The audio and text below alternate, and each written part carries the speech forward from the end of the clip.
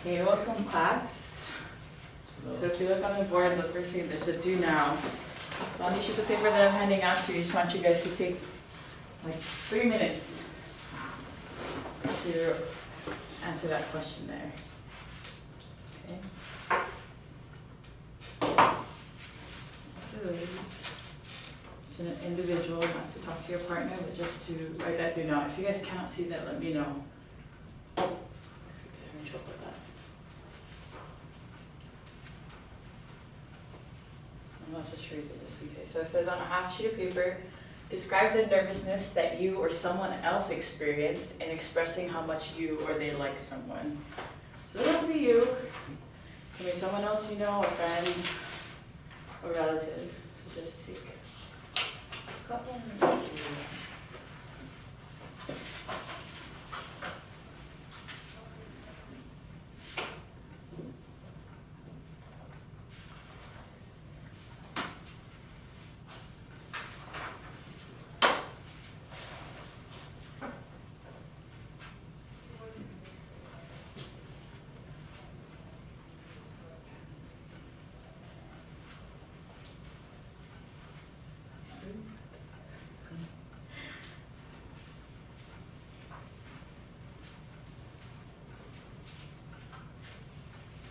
Give you a minute and a half.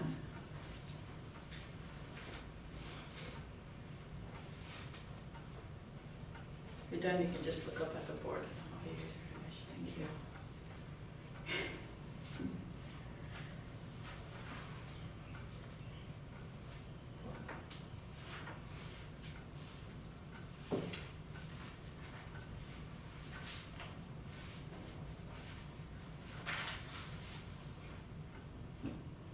Give it 20 more seconds.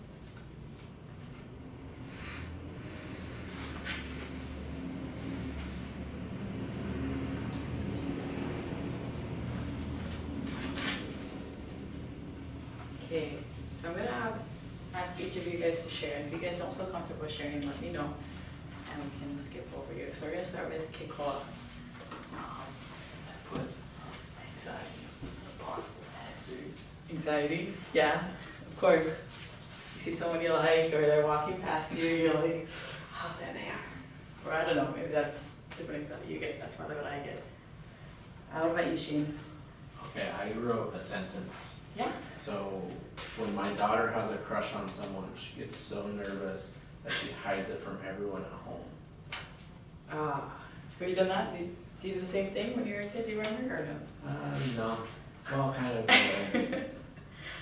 Yeah, I guess so. I guess she gets that check from me. Yeah. I wasn't too open about it either. It's okay, I do that too. I don't want my, I feel like they use it against me. Like, oh, you like them?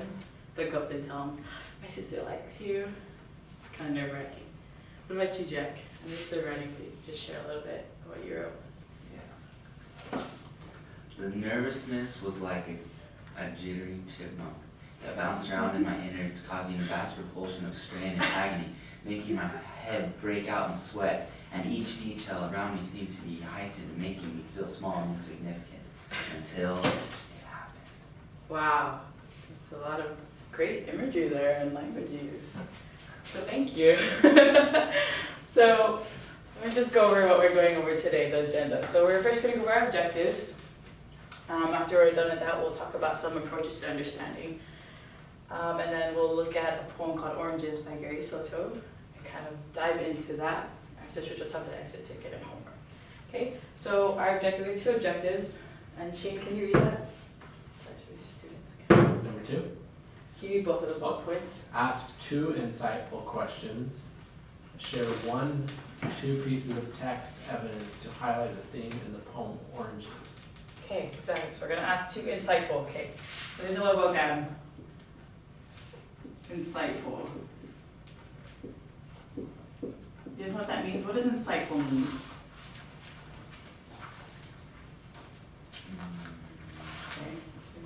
Okay. There's a word here.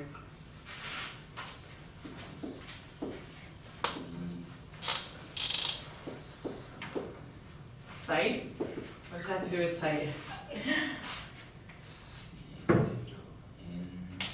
Insightful. into something. Exactly, yes. Whoa! Okay, so when we say insightful, what we mean by insightful is not just That's pretty cool. questions. So that root word is kind of sight, to see into. So it's not just simple things, it's kind of diving into it. Insightful questions. So in my head, there's insightful questions, and then there's questions that bring up clarity. So if I said the boy went to the park, a regular like clarifying is, where did he go? Where did the boy go? What would be an insightful question for that? The boy went to the park. There's no wrong answer, man. You guys can just share. It's okay. Okay, well, what about, why did he go to the park? What is he going to do at the park? I mean, it's kind of out of the, just from that sentence, just, yes, Shane. The boy went to the park to see if any of his friends were there. Exactly, yeah. See, so I mean, there's, that sentence alone is just one thing, but there's a lot of things we can go deeper into, right? Not just clarifying, okay, who's the boy, where's he going? Okay, so those are some things we're going to be discussing as we look into the poem of Oranges. Okay, so there's questions. Questions are super huge to help us understand or make meaning of things. So this approach to understanding is the 5 W's in 1 H, which all of you guys are pretty much are familiar with, which is who, what, where, when, and why, and how. Okay, so this is kind of an approach to understanding in regards to a poem, okay, not any other kind of text. So can we just have each of you guys just share one, just going in order. Okay, Cole, Shane, until we finish all 5. Just like, can you read the first? Ask the 5 W's. Oh, sorry. Who is in the poem? Who is in the poem? Okay, Shane? What is happening? Okay. Where is it happening? Okay, Cole? Why is it happening? When does it happen? How do the people involved feel? Okay. So these are just some simple questions that are kind of just going to bring insight to what's going on or try to help us make meaning of the poem. Okay, so here's, I have copies of the poem Oranges by Gary Soto. What I want you guys to do is to, we're going to look at this poem. I want you guys to spend 3 minutes reading this poem. It shouldn't take you guys too long. But while you guys are reading, I kind of want you guys to think of these questions, like in your head while you're reading. You know, who's in the poem? What's happening? Where is it happening? Why is it happening? You know, when does this happen? Or how do people involved feel? And you're not going to get it the first time. We're going to continue to analyze this as we go with these questions. So before you guys start marking, there's certain markers that we use in English. So there's a question mark. Okay, so when you you're reading, you can put a question mark when you're like, I don't know what's going on. You're like, what is this? Is this important? You know, like you're just totally confused at what that line is talking about. You can underline. So you're like, maybe this is important. Important ideas or, okay, and then there's the asterisk. Which is kind of like you feel like it's important, but you're not entirely sure. Like maybe there's more, or I can come back and leave a comment about that. Okay, that's no comment. Does that make sense? Okay, so these are kind of the 3 markers that I kind of want you guys to use. This is kind of my example. So I started writing some stuff, and you can totally write the questions on the side. There's a question mark. You know, there's some asterisks and underlinings. I think this is probably something to look at. So it's just an example. Okay, so I'm going to give you 3 minutes. Just quickly go through that poem and using those markers and kind of having those questions in the back of your head.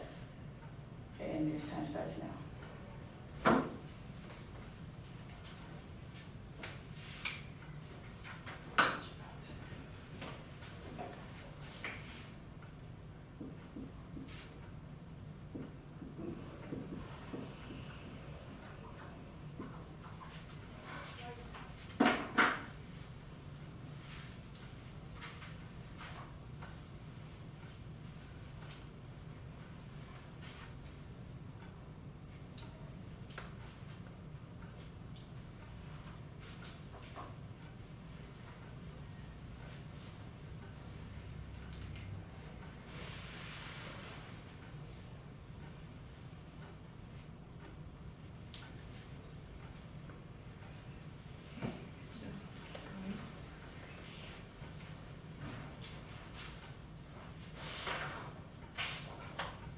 2 minutes left.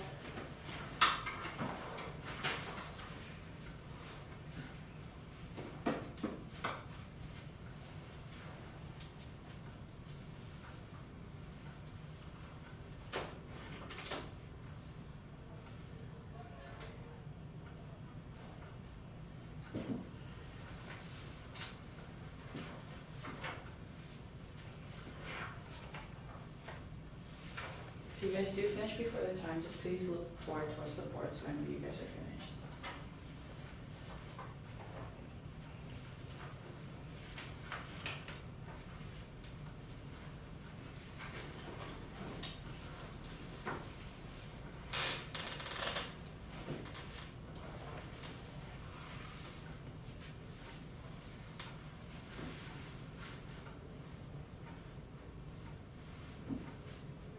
You guys have a minute left.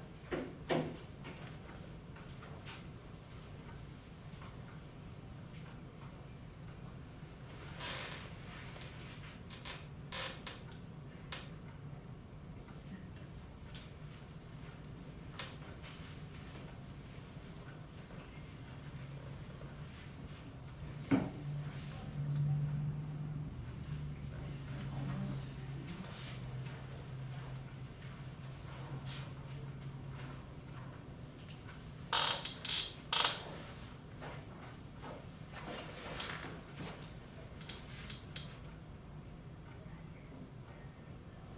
20 seconds.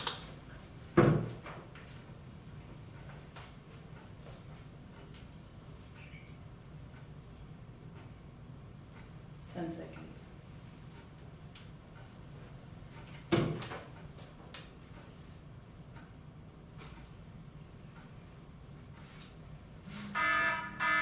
Okay. You guys pay attention, okay. Okay, so I'm just gonna have each of you guys just share probably like one thing that you guys marked and why. And you can even share one of the questions. If you underline or had a question about something, just want you guys to share. Okay, so we're gonna start with Jack this time. And if you could point us to the line, tell us the line number that you're looking at as well. Line 47 to 51. Okay. I did Fortnite, yeah. So I took my girl's hand in mine for 2 blocks, then released it to let her unwrap the chocolate. And it says, I peeled my orange. So I thought that was important because he was having an orange when he originally had 2 oranges but traded one in for chocolate, and then he gave her the chocolate. So that's, I think that shows that he cares. Yeah, great, exactly. He cares for her. Yeah, wants her to have the good stuff. Just the chocolate. Yeah. Okay, sweet. What about you, Shane? I underlined December and then frost cracking beneath my steps. So what it did is it gave me a time and a place and what was going on. And so it helped create a setting, Yeah, it's December. be insightful Yeah, about what December was all about, where they're from. great. Thank you. Okay, Paul. I circle all the times that it like use bright colors or bright things. So like in 28 it has light, 10 Mhm. has light burned yellow, 51 you has orange with the color orange, or 52. Yes, exactly. Okay, I like that. I like that you took a different step to that towards oranges, you know, the thing. Okay, so I just want you guys, from those things that you did mark, or at least from one of the markings that you had, I want you to come up with one insightful question. Okay, so the second objective is to kind of using this text, evidence to analyze a theme. Do you guys think there's a theme in here, or do you guys notice a theme already through your guys' readings? You don't have to, it's just want to see where your guys' thinking is going out there. Okay. So let me just give you a minute, just really quick, just one insightful question. Remember, it's not to clarify something, how old was the boy when he first walked with the girl? Okay, I want to insightful, dig a little bit deeper. Ask why, ask where, what, or how. Okay. Just give you a minute to do that real quick.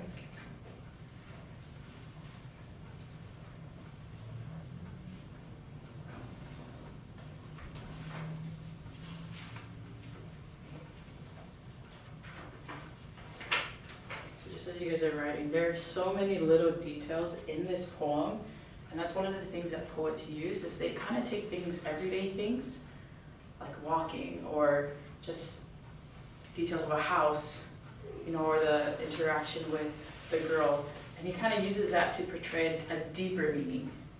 So we're kind of try to look into some of the words he uses, the imagery, or the text in general, to kind of find a deeper meaning or theme within the poem. Okay.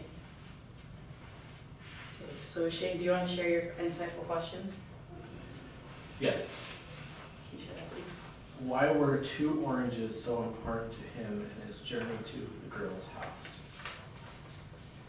Okay. So we're going to try to answer it real quick, kind of help Shane with this insightful question. Can you repeat that question again, please? Why were 2 oranges so important to him in his journey to the girl's house? Okay. Okay, so what happened after he went to the house? He took her to the house. Let's kind of just give a little step back. So he's with this girl. He's walking. It's cold. He has 2 oranges in his pockets. And he takes her to the store, which he has. What does he have in his pocket? Besides the oranges. Chocolate. Does he have chocolate in his pocket? He has Why don't you look on line 30? 30? Line 30. Shelley, He has what did money. He has money. Yeah. Okay. So when I first read this, I kind of thought this is like a guy taking a girl on a date. He's okay. Let me just kind of. Let's just say that if one of the themes I'm just telling you is love. Just kind of trying to highlight this. If the theme was love, what are some kind of text that would help us to show that this was love? And I think that's one of the points you pointed out. Why did he have 2 oranges? Well, what did he do with one of the oranges? He gave it away He gave it away, why? to show his love towards her. Okay, so, that part where he says he fingered a nickel in my pocket. How much was the candy? He said, I'm going to buy you, take whatever candy you want. And she picks a candy that's how much? A dime. And he has a nickel. He doesn't even have enough money. So he's up with this girl. He's like, yeah, I'm a boss. I'm putting this coin in my pocket. Pick any candy you want. She picks that one. And you'll notice after that, on line 34, he says, I didn't say anything. Okay, so he knows he doesn't have enough money, but what happens? I kind of want to highlight this encounter with the lady. What's going on with this cashier lady that sees him? Did you guys have a question about that interaction? No? I wrote What was your question? a question mark. Yes.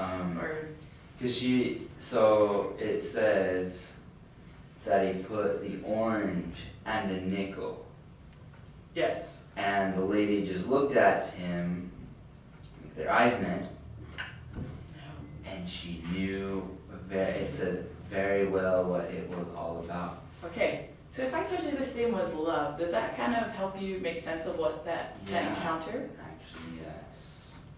So you can feel love. Okay, so it's like he's here trying to treat his girl. He doesn't have enough money. He only has a nickel. So he puts the nickel and the orange looking at this lady like, what do you think is going on in his head?